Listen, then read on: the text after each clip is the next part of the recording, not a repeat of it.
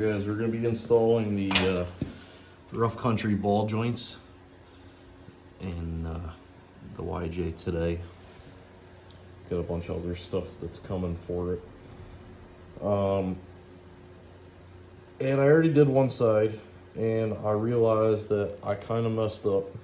And the thing is I've watched another video, and I briefly read the directions, or the instructions, and a lot of the other guys were saying, or the one other video that I watched was showing you to clearance this so that you could fit a grease gun in there, okay, which makes sense. But you don't have to, and I'm going to show you why. And Rough Country was smart enough to send this with you.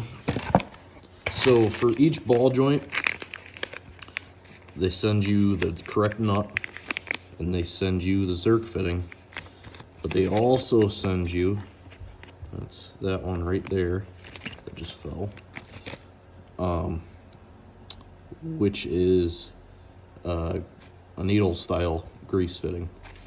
And with that, even if your knuckle happened to be slightly thicker than it was supposed to be, or whatever, you know, the tolerances were all over the place with these, they made so many of them, you would still be able to grease this.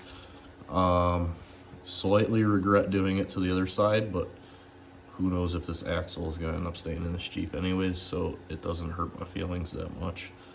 So yeah, I'm using the Harbor Freight Maddox ball joint press. They were on sale for 60 bucks, so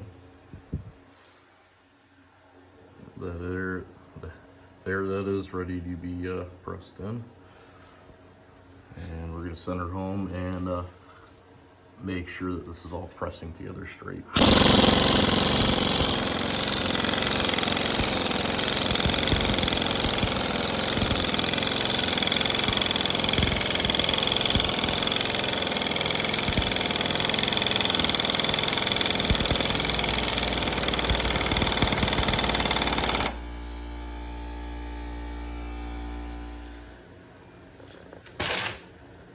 So there's your lower ball joint installed and your upper ball joint installed. I'm running the standard Zerk fitting on the top, and I'm running the needle greaser on the bottom, as you can see.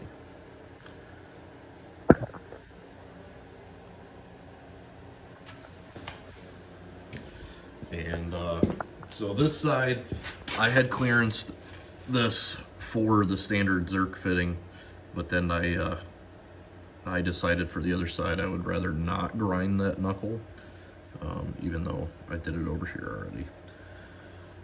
But yeah, upper and lower, quick tip, remove the rubber boot from the upper ball joint. They don't have that in the instructions. I would highly suggest it. As you can see, I cut the rubber boot on the upper. I'm not super worried about it.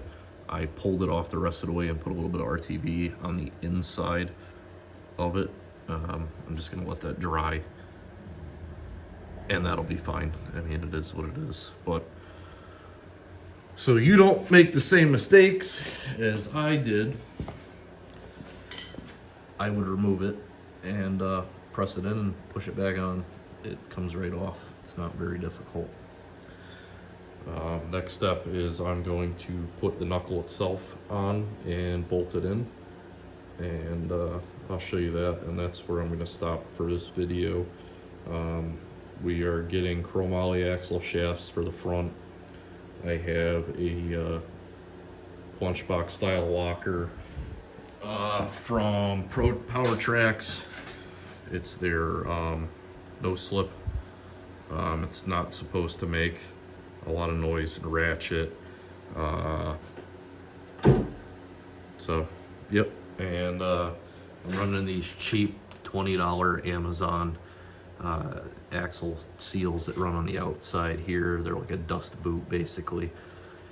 Pros and cons of these: some guys say that water will get inside of the axle tube still if you're doing a lot of deep water crossing, and it'll sit inside your diff, and if you don't drain it regularly, you could end up with rust and stuff inside of there. But it stops bigger debris from working its way in there, damaging the inner seals. So, I mean, there's plus and minuses for that. But that's it. That's the Rough Country heavy duty ball joint on a Dana 30 high pinion for a Jeep YJ.